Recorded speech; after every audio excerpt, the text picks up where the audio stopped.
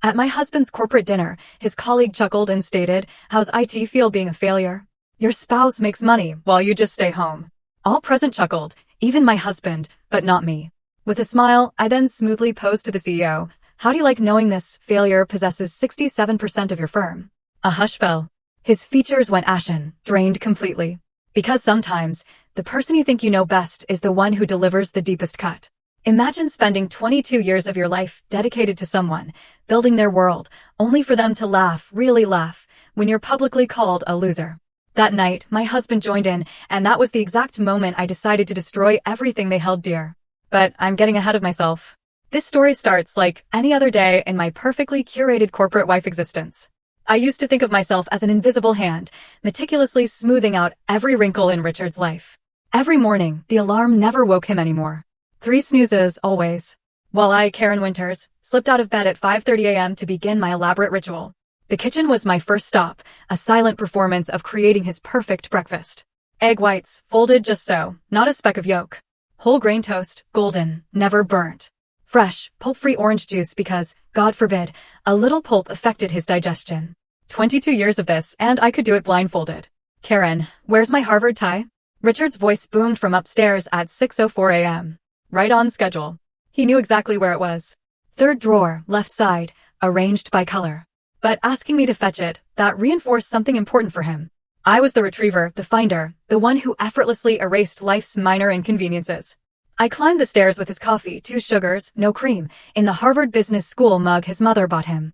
I found him in his walk-in closet, surrounded by $40,000 worth of suits, looking utterly helpless. "The red one?" I asked, already reaching. "You have the Morrison presentation today." "Actually, it's the Singapore merger finalization," he corrected, taking the coffee without a thank you. "But yes, the red one.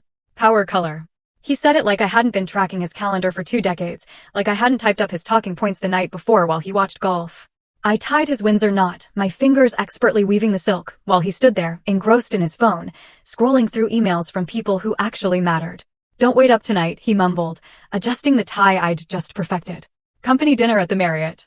Black dress would be appropriate." Appropriate. After 22 years, I'd become something that was either appropriate or inappropriate. Never just myself. Lunch with my mother at the country club was its own kind of torture. She sat across from me at our usual table, overlooking the tennis courts, where she'd once hoped I'd celebrate my own victories. "Richard must be thrilled about the promotion," she said, her tone utterly devoid of thrill. "Senior vice president. Your father would have been impressed." My father, I thought, would have been devastated. He'd sent me to Columbia Business School, celebrated when Goldman Sachs offered me that analyst position. He believed I'd conquer Wall Street, not become a suburban housewife whose greatest achievement was remembering her husband's coffee order. "You look tired, dear," Mother continued, her gaze assessing, surgical. "Are you taking those vitamins I recommended?" "I'm fine, Mother. You used to say that when you were struggling at Columbia, too. Right before you quit." She set down her fork, her Caesar salad barely touched. "For him, I didn't quit. I made a choice." "Yes. And look where that choice led you." She gestured vaguely at my St. John suit, my pearl earrings, my entire existence, playing dress-up for his colleagues while my brain, she implied, rotted in that big house. I wanted to tell her about Greystone Capital. About the investment firm I'd built in secret, using Dad's insurance money. About the 67% of Nexus Industries I'd acquired through shell companies. About how Richard's entire career existed because I'd orchestrated it from the shadows. But I couldn't. Not yet. The afternoon vanished in preparation. Hair salon at 2, covering the gray Richard pretended not to notice. Manicure at 3:30, neutral pink, because anything else was trying too hard. Home by 4:45 to select the black dress he'd already chosen for me. My phone buzzed as I was applying makeup. Victoria Lawson, my attorney, the only person who knew my secret. Greystone quarterly reports attached. Your portfolio exceeded projections by 47%. You now control enough shares to replace the entire board if needed. I deleted the message immediately, a habit born from years of hiding my true self. Richard thought I spent my days at charity luncheons and book clubs. He had no idea I'd been slowly, methodically acquiring the very company where he worked, using the inheritance he thought went to our mortgage and his golf club membership. The doorbell rang at 6:15. Richard, home just long enough to change his shirt and cologne before dinner. He looked good in his evening suit, I had to admit. The silver at his temples gave him that distinguished air that made junior executives hang on his every word. "Ready?" he asked, checking his Rolex. "We can't be late. James specifically requested our presence at the executive table." Our presents? As if I was anything more than a mandatory accessory, like cufflinks or a pocket square. The drive to the Marriott was silent, except for Richard's phone calls. 3 different conversations about quarterly projections, 2 mentions of the Singapore merger, and 1 laugh-filled exchange with Marcus about some junior analyst's mistake. Not once did he look at me or ask about my day. As we pulled up to the valet, he finally turned to me. Remember, Karen, just smile and let me handle the conversation. These people don't care about your little hobbies. My little hobbies. Like the investment portfolio worth more than his entire career. Like the company shares that could end his professional life with a single phone call to the board. Of course, Richard, I said, perfecting the smile I'd worn for 22 years. I know my place. I stepped out of the car, smoothing my appropriate black dress. I didn't know that in 3 hours, Marcus Blackwood would call me a loser. I didn't know Richard would laugh. I didn't know that I'd finally drop the mask and reveal that the perfect corporate wife they'd all dismissed owned everything they held dear. But for now, I walked through those grand doors, ready to play my part one last time. The marble floors reflected the chandelier light, and I took my usual position at the 3rd table from the window. Close enough to seem involved, far enough to remain invisible. The perfect corporate wife, counting down the minutes until her resurrection. Or so I thought. What I hadn't counted on was Marcus Blackwood deciding tonight was the night to make me his entertainment. I just settled into my seat, the leather still cool against my legs, when his shadow fell across my table. Marcus moved through the ballroom with the confidence of a man who'd never been told no. His Italian shoes clicked against the marble, announcing his arrival before his voice did. Well, Karen Winters, hiding in the corner as usual. His Rolex caught the chandelier light as he pulled out the chair beside me without invitation, the metal scraping against the floor in a way that made nearby conversations pause. The cologne hit me next, Tom Ford, applied with the subtlety of a fire hose. I'm not hiding, Marcus. Just enjoying my wine. Of course you are. He signaled the waiter for another scotch, then turned his full attention to me, his eyes scanning like he was appraising real estate. Richard tells me you keep yourself busy these days. What is it you do exactly? Pilates? Maybe some charity work? The condescension dripped from every word. This was Marcus's favorite game, finding the wives at these dinners and dissecting their lives for sport. Last quarter, he'd reduced Tom Bradley's wife to tears asking about her little pottery hobby. I manage our investments, I said, keeping my voice level. His eyebrows shot up in mock surprise. Investments? You mean like choosing between mutual funds at the bank? He laughed, the sound sharp and grating. That's adorable. Richard's lucky to have someone managing the household finances. Very traditional. Actually, I studied finance at Columbia before Columbia, he interrupted, his voice rising so adjacent tables could hear. No kidding. And you used that Ivy League education for what, exactly? Clipping coupons? Planning the grocery budget? Eleanor Harrison turned in her seat 2 tables over, suddenly interested. Her husband, James, the CEO, glanced our way with mild curiosity. The ripple effect had begun. Marcus's voice was better than a dinner bell for attracting attention. Tell me, Karen, he continued, swirling his scotch, the ice cubes clicking like dice in a casino. What's it like? I'm genuinely curious. You wake up every morning in that beautiful Westchester house, paid for by Richard, of course, and then what? Yoga class? Book club with the other wives? Marcus, I don't think, but he was already standing, his voice projecting across the ballroom like he was giving a presentation. Ladies and gentlemen, I'm conducting important research here. The room's attention shifted towards us like flowers following the sun. Conversations died mid-sentence. Even the waiters slowed their movements, sensing drama. I'm trying to understand the modern housewife experience, Marcus announced, gesturing towards me with his glass, amber liquid threatening to spill. Take Karen here. Columbia educated, presumably intelligent, and she's chosen to, what's the phrase? Lean out? Opt out. Patricia, Richard's secretary, had her phone out now, probably recording. 2 junior executives at the bar had turned completely around on their stools to watch. The question is, Marcus continued, his theatrical performance reaching its crescendo, how does it feel to be a loser? The word landed in the sudden silence like a judge's gavel. I mean, seriously, he pressed on, feeding off the nervous laughter beginning to bubble up from various tables.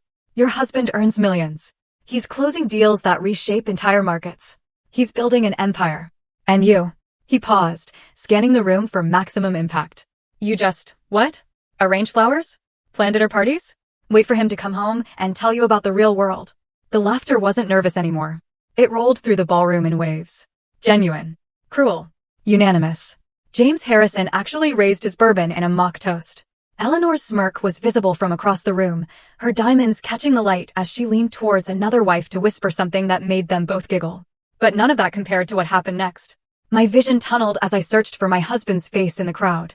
He'd defend me. He had to. 22 years of marriage meant something. The vows we'd exchanged, the life we'd built, the sacrifices I'd made. Surely they counted for something. I found him standing near the bar, his champagne flute raised, his face lit with genuine amusement. Not the polite, uncomfortable smile of someone trying to navigate an awkward situation. Not the tight expression of a husband watching his wife be humiliated. He was laughing. Really laughing. His shoulders shook with it. His eyes crinkled at the corners the way they did when he watched his favorite comedians on Netflix. He clinked glasses with another executive, both of them finding my humiliation genuinely entertaining. The room tilted. Or maybe I tilted. The chandelier light suddenly felt too bright. The laughter too loud, echoing off marble and crystal until it seemed to come from everywhere at once. The word loser bounced around the space, defining me, redefining me, erasing 22 years of existence and replacing it with a single, devastating label. I thought about the 2 miscarriages Richard never knew about. The first happened while he was in Tokyo, closing a deal. I'd bled alone in our bedroom, too afraid to call him and disrupt his meetings. The second occurred during his Singapore merger. I'd driven myself to the hospital, told the nurses my husband was traveling for business, held my own hand through the pain. I thought about the nights I'd spent alone in our king-sized bed while he entertained clients. The birthdays he'd missed. The anniversary dinners canceled for emergency board meetings. The slow disappearance of the woman I'd been at Columbia dissolved into the role of Richard's supporting cast. Marcus was still talking, his voice distant now, like hearing someone through water. Maybe we should start a reality show. Real Housewives of Failed Ambitions. More laughter. Richard's, the loudest of all. My hands had been shaking, but they stopped. My heart had been racing, but it slowed. Something inside me, something I'd buried under years of appropriate dresses and neutral nail polish, suddenly cracked open. The wine glass was still in my hand. I set it down with deliberate precision, the base meeting the table with a soft click. My wedding ring, 3 carats chosen by Richard's mother, caught the light as I released the stem. For 22 years, I'd been afraid. Afraid of disrupting Richard's career, afraid of embarrassing him, afraid of being too much, too loud, too visible. But sitting there, surrounded by people who saw me as nothing more than a failed ambition, a cautionary tale, a loser, I realized something. I wasn't afraid anymore. The Greystone Capital documents were in my safe at home. 67% ownership of Nexus Industries. Acquired quietly over 7 years through shell companies and private equity maneuvers. Richard's entire career. Marcus's job. James Harrison's CEO position. All of it existed at my discretion. They just didn't know it yet. But they were about to. I stood slowly, my movements deliberate and controlled, smoothing my black dress as I rose. The laughter was still echoing through the ballroom, bouncing off crystal and marble. But something in my posture made Marcus hesitate mid-chuckle. You're absolutely right, Marcus. My voice cut through the noise like a blade through silk. Calm, dangerous. I am a loser. He grinned wider, thinking I was admitting defeat, raising his scotch in mock victory. Others leaned in, sensing fresh blood in the water. A loser who owns 67% of your company. The words hung in the air for a heartbeat. Then 2. Then 3. Marcus's glass stopped halfway to his lips. Someone coughed. A fork clattered against a plate. I turned to face James Harrison directly, the CEO who'd barely acknowledged my existence for 7 years. His bourbon was frozen in midair, his face shifting from amusement to confusion. James, how does it feel to know that the loser housewife you've been laughing at controls Nexus Industries through Greystone Capital? The silence that followed was absolute. I could hear the soft hum of the air conditioning, the distant clatter of dishes in the kitchen 3 rooms away, the whisper of Eleanor Harrison's silk dress as she shifted in her seat. Richard's champagne flute slipped from his hand. The crystal shattered against the marble floor with a sound like breaking bones. Champagne spreading in a golden puddle that caught the light. Nobody moved to clean it. Nobody moved at all. That's not, James started, his voice cracking. He cleared his throat, tried again. Greystone Capital is a private equity firm out of Manhattan. We've never met the principals. No, I agreed, walking closer to his table, my heels clicking with each step. You haven't. You've met their representative. Every quarter for the past 7 years, you've sent your reports to a post office box in White Plains. You've deposited dividend checks into accounts managed by shell companies. You've accepted board decisions delivered through lawyers who've never revealed their client's identity. I stopped directly in front of him, close enough to see the sweat beading on his upper lip. 7 years ago, Nexus was 48 hours from bankruptcy. My voice carried across the silent ballroom, reaching every corner, every year. Even the waiters had stopped moving, holding their trays like statues. Brennan Corp's hostile takeover was almost complete. Your stock had dropped 70%. 3 major clients had pulled their contracts. The board was meeting every 6 hours trying to find a miracle. James's hands were shaking now, bourbon trembling in his glass. Then Greystone Capital appeared. A bailout offer that seemed too good to be true. 40 million in immediate capital. Restructuring of all debt. New credit lines. The only cost was majority ownership. 67%, to be exact. I pulled my phone from my purse, opened an encrypted file, and set it on James's table. The Greystone Capital letterhead was clearly visible, along with my signature as managing director. My money. My terms. My control. Patricia had her phone out, recording everything. Two executives near the bar were frantically texting, probably their lawyers. Marcus still hadn't moved, hadn't blinked, his scotch suspended in space like he'd been frozen in amber. Every major decision for the past 7 years, I continued, my voice gaining strength with each word, every executive hire, every bonus package, every strategic pivot. They all required approval from Greystone. From me. I turned to look at Richard, who was standing in a puddle of champagne, his face the color of old paper. Including your promotion to senior vice president, Richard. The board wanted to go with outside talent, but Greystone insisted on promoting internally. I insisted. I thought you deserved the chance to prove yourself. His mouth opened, closed, opened again. No sound came out. The Singapore merger that made your career? Greystone provided the bridge financing. The Morrison account you're so proud of? I played golf with Morrison myself to seal that deal. You just presented the paperwork I'd already negotiated. Karen, what? How is this? Richard's voice was barely a whisper, his executive confidence shattered like the champagne flute at his feet. The Greystone deal saved my career. I was promoted because of that merger. I thought it was a Wall Street firm, a consortium of investors. It was one investor, I said. Your wife. The loser who sits at home arranging flowers. James Harrison was fumbling for his phone now, his fingers clumsy with panic. This has to be verified. Legal needs to call them. Call your head counsel, I said calmly. Ask him about the emergency board meeting Tuesday. He received the notice an hour ago. James's face went from red to white as someone answered his call. He turned away, whispering urgently, but we could all hear the response through the phone speaker. Yes, sir. Greystone Capital. They've called an emergency meeting. They have the votes to replace the entire board if they want. Marcus finally found his voice, though it came out strangled. This is impossible. You're just a housewife. You don't even work. I work, I said, turning to face him. I've been working every day for 7 years. Building positions. Acquiring shares through secondary markets. Managing a portfolio worth $800 million. I just did it from my home office while you thought I was at book club. Eleanor Harrison spoke for the first time, her voice shrill with panic. James, what does this mean? The house in the Hamptons? The yacht? It means, I said, picking up my purse with deliberate calm, that the free ride is over. I looked around the room at the faces that had been laughing at me minutes ago. They weren't laughing now. They looked like passengers who just realized their captain had abandoned ship. Enjoy the rest of your dinner, I said, adjusting my purse strap. Monday morning, there will be a full forensic audit of executive spending, every corporate card transaction, every expense report, every client entertainment receipt.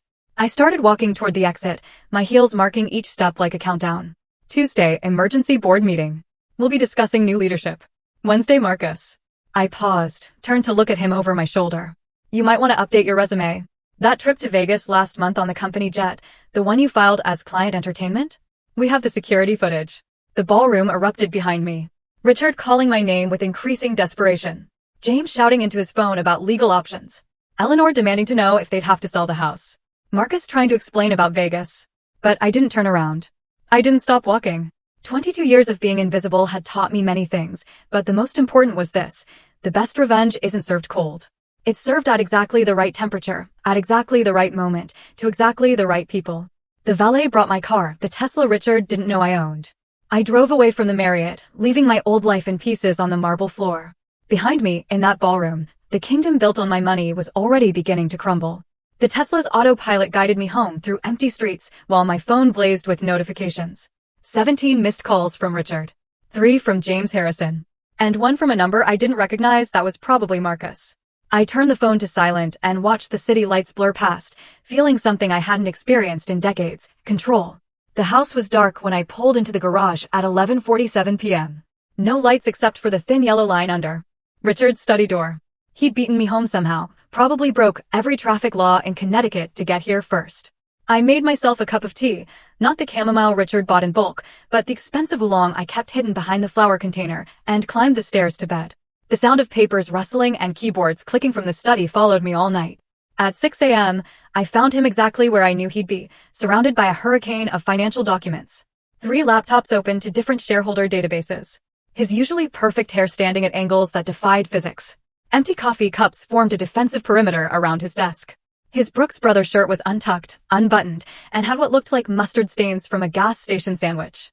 "We need to talk." His voice was hoarse, probably from making desperate phone calls all night.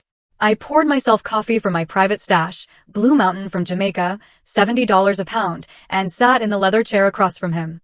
The chair where I'd sat hundreds of times while he explained why he'd missed another anniversary, another birthday, another life moment. "Is it true?" "All of it." I took a long sip, savoring the rich flavor I denied myself whenever he was around. Every word. His hands shook as he pushed a document across the desk, a printout from the SEC database showing Greystone Capital's controlling stake in Nexus Industries. "Why didn't you tell me, Karen? We could have been a power couple. We could have run the company together. Think of what we could have accomplished if I'd known." The laugh escaped before I could stop it. Sharp and bitter as black coffee. "Together, Richard? You told your golf buddies I dabble in investments like it was a cute hobby. You introduced me at last year's Christmas party as someone who used to have career ambitions before she found her true calling as a wife. He flinched but pressed on, his desperation overriding his shame. "That was just talk. You know how those guys are. I had to maintain an image." "An image of what? A successful man with a decorative wife? A breadwinner with a dependent? Tell me, Richard, in this fantasy where we run Nexus together, would I still be making your breakfast every morning at 5:30? The doorbell rang at exactly 9 a.m., saving him from answering. Victoria Lawson stood on my doorstep with 3 associates, all carrying banker's boxes and looking like a legal SWAT team. "Good morning, Karen. Ready to change some lives?" I led them to my home office, the room Richard thought contained my scrapbooking supplies. His jaw dropped as Victoria's team transformed it into a war room, covering every surface with documents, laptops, and evidence boxes. "The forensic audit is complete," Victoria announced, spreading reports across my desk like tarot cards revealing corporate futures. "It's worse than we thought." She pulled up security footage on her laptop, Marcus boarding the company jet with 2 women who were definitely not clients. Timestamp showing a Wednesday afternoon when he was supposedly in budget meetings. 17 trips to Vegas in the past year, all expensed as client entertainment. Total damage, $450,000. The next file showed James Harrison's brother-in-law's consulting firm. $3 million in contracts for services that were never rendered. The company doesn't even have an office. It's registered to a residential address in Jersey. More documents, more corruption. 7 years of executives treating Nexus like their personal piggy bank, while I remained silent in the shadows. "We can destroy them all," Victoria said, her eyes gleaming with legal bloodlust. "The question is, how much damage do you want to inflict?" I thought about 22 years of being introduced as Richard's better half, as if I wasn't a whole person. 22 years of having my opinions dismissed, my intelligence undermined, my existence reduced to an accessory. All of it. I want them to feel what it's like to lose everything they thought they had. Richard was hovering in the doorway, his face gray as old newspaper. Victoria noticed him and smiled with shark-like precision. "Mr. Winters, I'd suggest you retain separate counsel. This is going to get complicated." My phone rang just as Victoria was explaining the legal intricacies of corporate takedowns. The screen showed Melissa's face, the photo from her high school graduation, where she looked so much like me at that age before I disappeared into Richard's shadow. "Mom, Dad just called me crying. He says you've destroyed his career." "What's happening?" I stepped onto the balcony, away from Richard's desperate eyes. "Your father and his colleagues humiliated me at a company dinner. They called me a loser for being a housewife. They laughed at me, Melissa. Your father laughed along." Silence stretched between California and Connecticut. So, I told them the truth. That I own the company. That I've owned it all along. "Wait, what? You own Dad's company?" I explained about Greystone Capital, about saving Nexus from bankruptcy, about hiding my power for 7 years while being treated like furniture. Another long pause. Then, "You mean you've been running things all along while Dad took credit for being some business genius?" "Yes." "Holy cow, Mom, that's the most badass thing I've ever heard. It's about time you stopped letting him treat you like staff. Remember when he made you skip my recital for his client dinner? When he forgot your birthday 3 years in a row? When he told everyone at Thanksgiving that you'd given up your little career dreams to support him?" I'd forgotten she'd been listening all those years, filing away every slight, every dismissal. "I'm proud of you, Mom, for finally standing up." After we hung up, I found Victoria had set up a laptop showing Nexus's internal communication system. "I thought you might want to see this," she said. An anonymous email had reached every Nexus employee 2 hours ago. Subject line: "What your executives don't want you to know." The message contained select portions of the audit findings: Marcus's Vegas trips, James's nepotism, the executive team taking million-dollar bonuses while laying off 200 employees last Christmas. Within minutes, the company's Slack channels had exploded. Years of resentment pouring out in digital form. "Did you send this?" I asked Victoria. She shrugged. "Whistleblowers are protected by law. Could have been anyone with access to this information." My inbox was filling with messages from Nexus employees. The most surprising was from Patricia, Richard's secretary. "Mrs. Winters, we always knew you were different. You remembered our names. You asked about our families. You treated us like people, not servants. Thank you for finally holding them accountable." More messages flooded in. Stories of harassment ignored by HR, qualified women passed over for promotions, executives taking credit for their subordinates' work. The revolution I'd started had found its own momentum, fueled by years of accumulated injustice. Richard stood in the doorway, watching his world crumble in real time on multiple screens. "You planned this," he whispered. "You've been planning this for years." "No, Richard. I've been surviving for years. The planning started last night when you laughed while they called me a loser." Victoria checked her watch and smiled. "It's 8:05. Should we watch the show?" She opened her laptop to a financial news site just as the clock hit 9 a.m., Monday morning. The headline appeared immediately: "Breaking, Nexus. Industries under SEC investigation following whistleblower report." Within seconds, my phone erupted with notifications. The forensic audit had been delivered simultaneously to every board member's personal email, the SEC's enforcement division, and journalists at the Wall Street Journal, Bloomberg, and Reuters. Victoria's team had orchestrated a surgical strike designed for maximum impact. "Marcus Blackwood is about to have a very bad morning," Victoria said, pulling up the Nexus security feed on her tablet. The timestamp read 9:17 a.m. Marcus was at his desk, probably reading the email that detailed his Vegas trips, his expense fraud, and the harassment complaints HR had buried. His face went from confusion to panic to pure terror as he realized what was happening. By 9:24 a.m., 2 security guards appeared at his office door. The entire 10th floor had gathered to watch through the glass walls as they escorted him out, making him surrender his company car keys at reception. Someone, probably one of the assistants he tormented, was filming on their phone. "That video will be viral within the hour," Victoria predicted. He was wrong. It took 20 minutes. Richard was pacing behind us, his phone buzzing constantly. "The office is in chaos," he said, reading his texts aloud like a war correspondent. "James is having a breakdown. 3 executives just resigned. The stock is dropping. Karen, please. You have to call this off."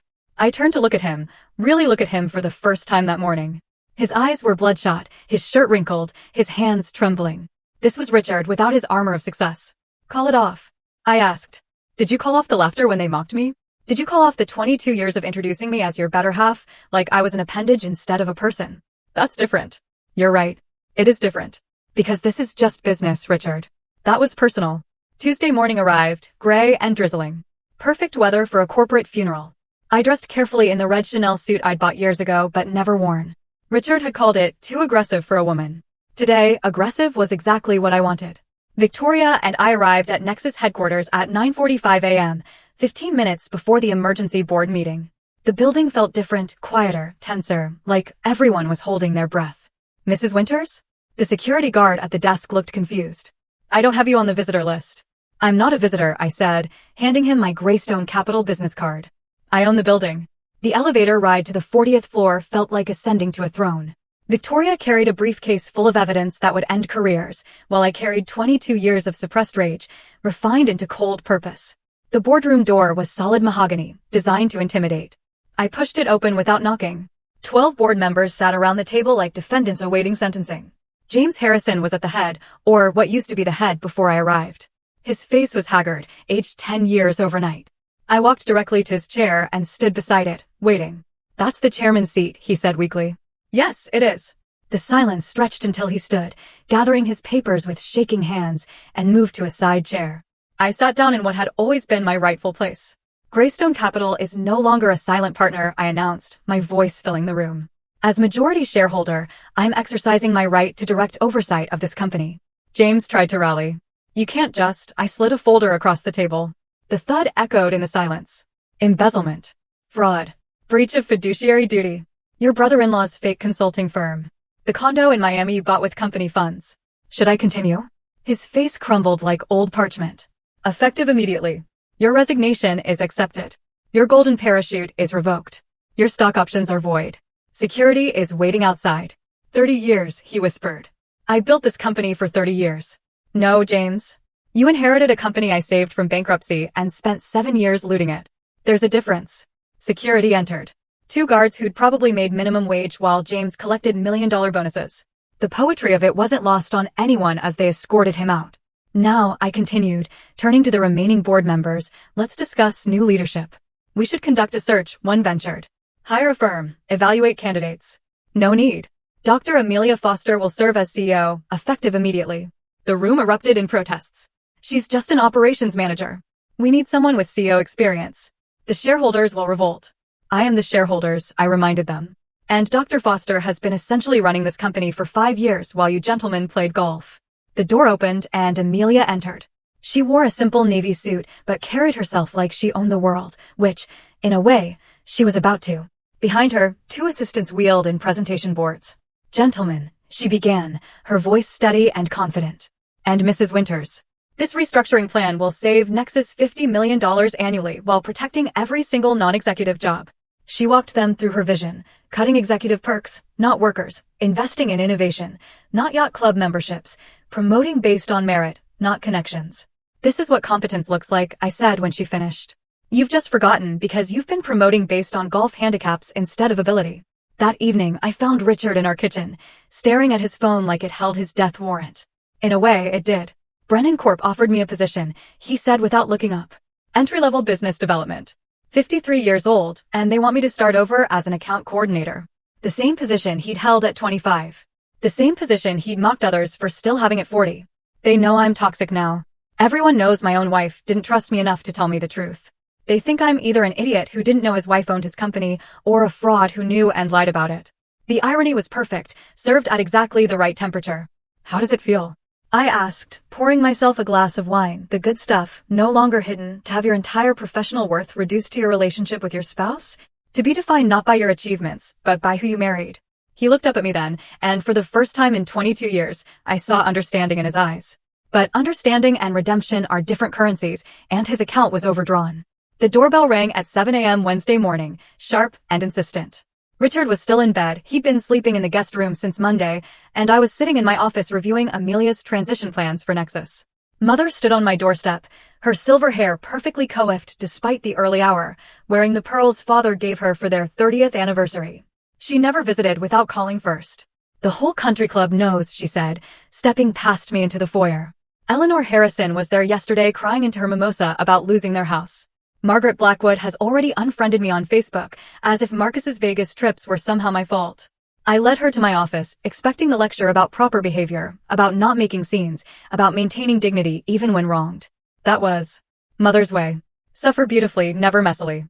Instead, she sat down carefully in Victoria's chair and pulled a worn manila folder from her purse. Her hands trembled slightly as she opened it. Do you know what these are? I looked closer.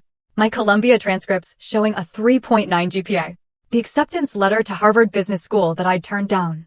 The job offer from Goldman Sachs, an analyst position with a starting salary that would be impressive even today. You kept these? I asked, my voice barely a whisper. 23 years, Karen. I've carried these for 23 years, waiting for you to remember who you were before him. She spread the papers across my desk, each one a ghost of the life I'd abandoned. You were brilliant. Not just smart, brilliant. Professor Hicks called you the most promising student he'd had in a decade. Goldman fought 2 other firms for you. And you gave it all up for a man who introduced you as his better half, like you were just a fraction of a person. Tears were running down her cheeks now, something I'd only seen twice before, at father's funeral, and when I told her I was leaving Columbia. When your father died and left that insurance money $2 million, I thought you'd use it to go back to school, to start your own firm, to become the woman he'd raised you to be. Instead, I used it to save Richard's company. I finished for her. Without taking credit. Without even telling him it was your money. You let him think it was venture capital. Let him present himself as the business genius who saved his startup. She grabbed my hand, her grip surprisingly strong. But I'm proud of you now, Karen, for finally fighting back. Your father would be too. We sat there in silence, 2 generations of women who'd been taught to be supportive rather than supported, to be silent rather than seen. Thursday evening, Richard knocked on my office door, the first time he'd ever done that. He was holding a manila envelope and wearing the gray suit I'd bought him for our 20th anniversary. It hung loose on him now. He'd lost weight in the past 4 days. Can we talk? I gestured to the chair, but he remained standing, shifting from foot to foot like a schoolboy called to the principal's office.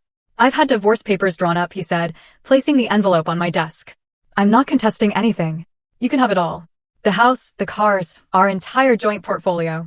How generous of you to give me things I paid for, I scoffed. He flinched, but continued. I need something, Karen. Some dignity. Maybe a consultant position at Nexus. A reference letter saying I left for personal reasons, something that doesn't make me look like a complete failure. I studied this man I'd once loved enough to sacrifice everything for. His shoulders, once broad with confidence, now curved inward.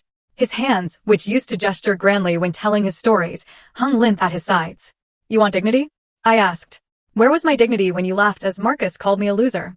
Where was it when you told people I dabbled in investments? When you introduced me as someone who used to have career ambitions? That was different. You're right. It was different. You had 22 years to give me dignity, Richard. Every single day you chose not to. You chose to treat me like an employee, a secretary, a maid with a marriage certificate. Why should I show you mercy you never showed me? He stared at the floor, his reflection visible in the polished hardwood. 2 broken men for the price of 1. Because you're better than me, he said quietly. You always were. I just never wanted to admit it. Before I could respond, we heard a car door slam outside. Melissa's voice carried through the window. She was on the phone, probably with a friend, laughing about something. My daughter, home from Stanford unexpectedly. She burst through the front door with the energy of youth, calling out, Mom, Dad. We need to talk. She found us in my office, took one look at our faces, and her smile faded. You're getting divorced, aren't you? Neither of us answered, which was answer enough. She pulled out her phone, swiping to a photo. Look at this. It was her 5th birthday party. Richard and I, flanking her as she blew out candles on a Barbie cake I'd made from scratch. We were laughing. All 3 of us genuinely happy in that frozen moment. This was before Dad made senior VP. Before Mom's investments. Before any of the garbage that you think matters. We were happy with less. Melissa, Richard started. No, Dad. You don't get to talk. You laughed while Mom was being humiliated. And Mom, you've made your point. You've destroyed Dad professionally. Marcus is apparently working at a used car dealership. James Harrison is under federal investigation. What more do you want? She looked between us, her eyes, my eyes, blazing with frustration. I don't want to lose my family to revenge. Can't we salvage something? I looked at the photo again. That woman in the picture, she'd already given up Harvard to support Richard's dream. She'd already spent her father's inheritance saving his company. The happiness in that photo was built on a foundation of my sacrifices. Sacrifices nobody else even knew about. That family never really existed, sweetheart, I said gently. It was just me pretending everything was fine while slowly disappearing. Later, at 2 a.m., I wandered through our house like a ghost, haunting my own life. The formal dining room, where I'd hosted countless dinner parties for Richard's colleagues.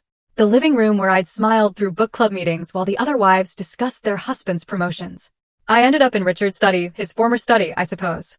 In the bottom drawer of his desk, I found it. The business plan for his first startup. My handwriting filled the margins. My financial projections. My market analysis. My strategies. The cover page read, Innovations. A business proposal by Richard Winters. Not by Karen and Richard Winters. Not with contributions from Karen Winters. Just Richard, taking credit for my mind while I took credit for keeping his house. I poured a glass of his 30-year-old Macallan, the bottle he'd been saving for a special occasion, and raised it to the empty room. To the invisible woman who'd finally been seen.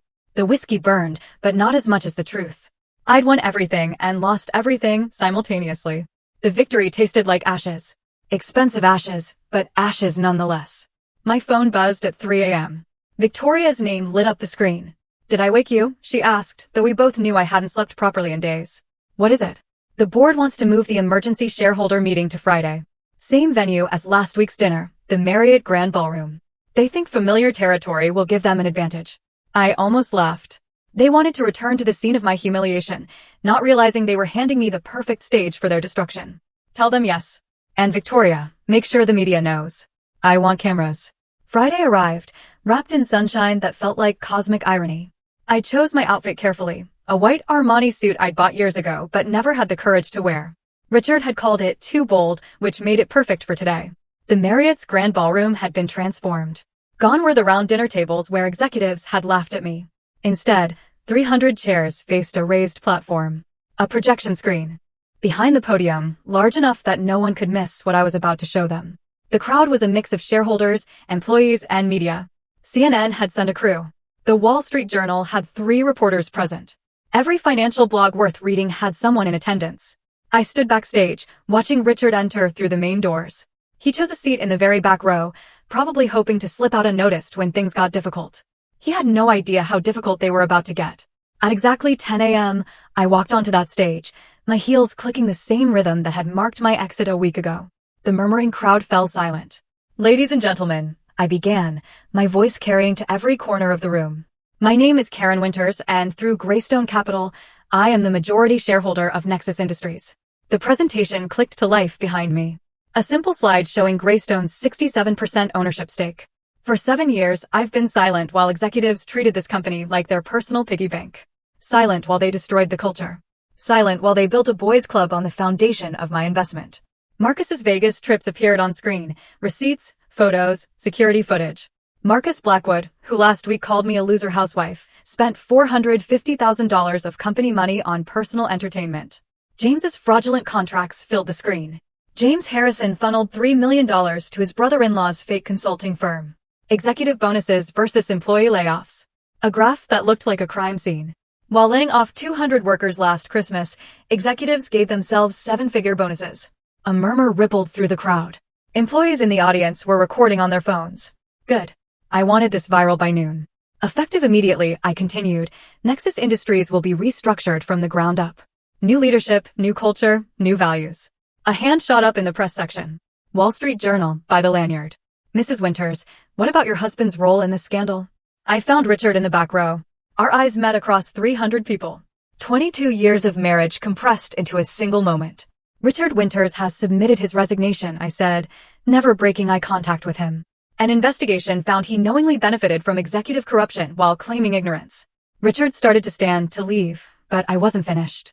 "Mr. Winters will receive no severance package, no references, no golden parachute. The man who built his career on his wife's money, his wife's connections, and his wife's strategies, while calling her a trophy, is no longer associated with Nexus Industries in any capacity." He stood frozen as phones swiveled toward him, everyone suddenly recognizing the former senior VP slinking toward the exit. "The business community should know exactly what kind of man they're dealing with," I added. "Someone who laughs when his wife is called a loser, then discovers she owns his entire world." Richard finally made it to the door, but not before 50 phones captured his retreat. The video would be viral within minutes. The executive who didn't know his wife owned his company. "But today isn't about destruction," I continued, turning back to the audience. "It's about construction. Nexus will donate $10 million to establish the Phoenix Foundation." The screen behind me shifted to show the foundation's mission statement. "This foundation will provide scholarships and mentorship for women whose careers were derailed. Women who were told they were just housewives while holding their families together. Female executives passed over for promotion because they didn't golf with the boys. Every brilliant mind dismissed because it came in a dress. This is for you." The applause started slowly, led by the female employees, but it grew until the entire room was clapping. I noticed Eleanor Harrison in the third row, tears streaming down her carefully made-up face. She'd been James's wife for 35 years, invisible at every company function, introduced as James's better half, just like I'd been Richard's. After the meeting, Eleanor approached me, her voice barely a whisper. "I have a degree from Yale," she said. "I was going to be a doctor, but James needed support for his career and I disappeared." "You don't have to be invisible anymore," I told her. "None of us do." The afternoon brought one final piece of business. Security footage of Marcus's Vegas adventures had mysteriously appeared on every major news outlet's desk. TMZ had it online within an hour. But the real destruction came from the email trail Victoria had uncovered. Marcus planning to sabotage female colleagues, including detailed strategies to undermine Amelia Foster's projects. By 6 p.m., his LinkedIn profile was a disaster zone. Women he'd harassed over the years found courage in numbers, sharing their stories in the comments. Former colleagues detailed his bullying. One brave intern posted screenshots of inappropriate messages he'd sent her. At midnight, my phone buzzed with a text from an unknown number. I knew it was Marcus. "You've destroyed my life." I typed back carefully. "No, Marcus. I've revealed it. There's a difference." I sat down my phone and walked to the window overlooking the city. Somewhere out there, Richard was learning to be nobody special. Marcus was discovering what it meant to be truly seen. James was probably consulting with lawyers who couldn't help him. And I was finally, after 22 years, visible. The white suit hung in my closet. Still pristine despite the day's battles. Tomorrow I'd wear something else, be someone else. Not Richard's wife. Not even Greystone Capital's owner. Just Karen Winters, whoever that turned out to be. The city lights twinkled below like earthbound stars, each one representing someone's dream, someone's struggle, someone's triumph. Tonight, for the first time in decades, one of those lights was mine. 6 months passed in a blur of corporate restructuring and personal reconstruction. October arrived with its familiar chill, and I found myself standing in the transformed headquarters of Nexus Industries, barely recognizing the place where Richard had spent more time than he'd ever spent at home.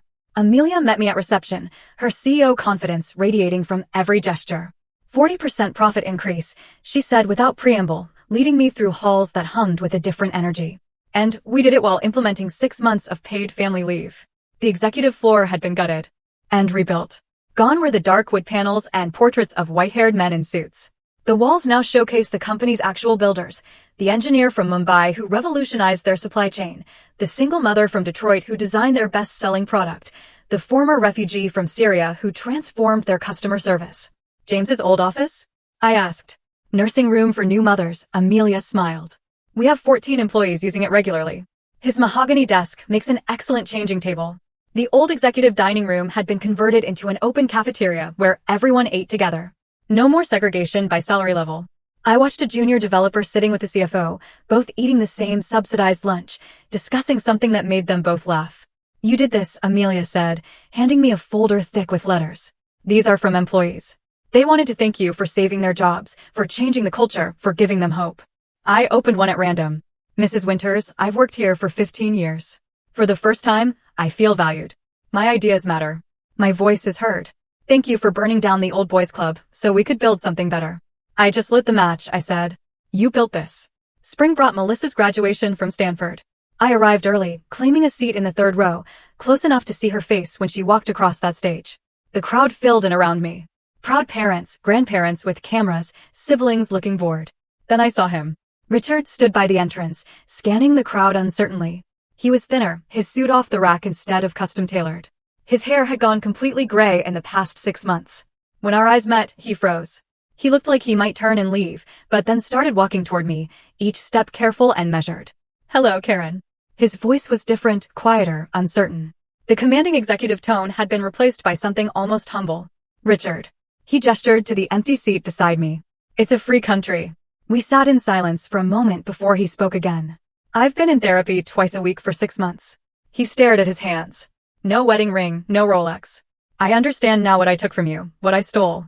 Not just your money or your ideas, but your identity, your dreams, 22 years of your life. The apology sounded genuine, but I felt nothing.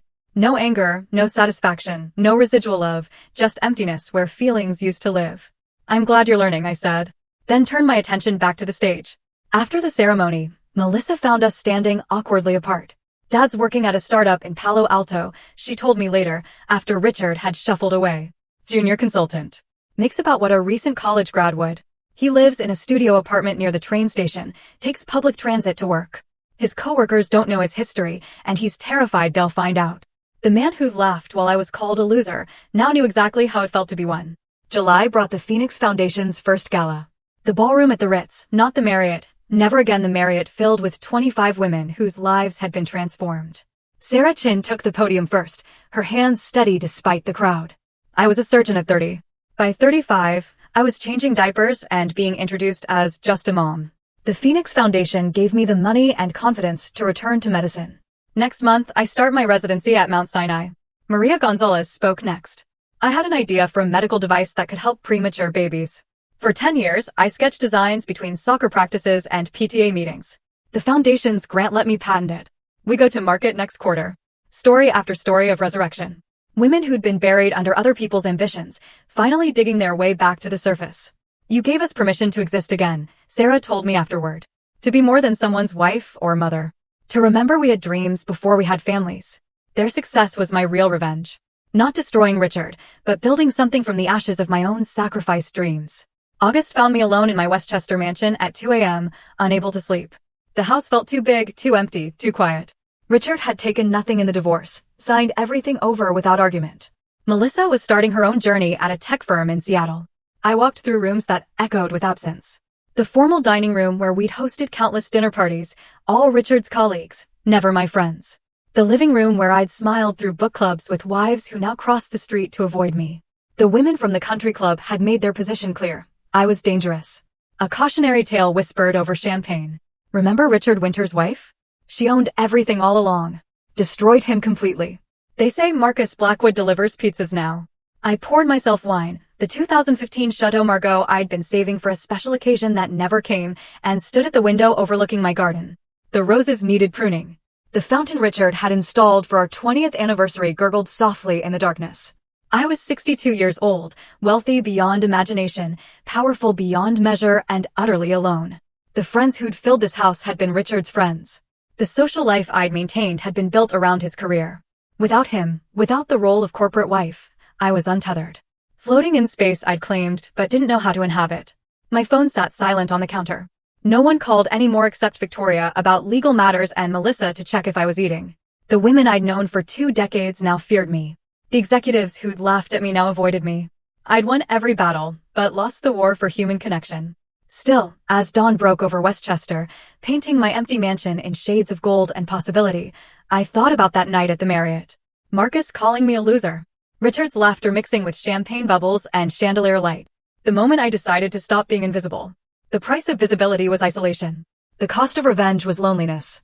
But as I raised my glass to the sunrise, toasting another day of freedom, I knew the truth. I'd do it all again. Because being feared and alone was still better than being loved and invisible. So, after hearing my story, what are your thoughts? Was the price of my victory too high, or was it worth every single moment? Have you ever felt so invisible that you wanted to scream? Tell me what you think in the comments below. I really want to hear from you.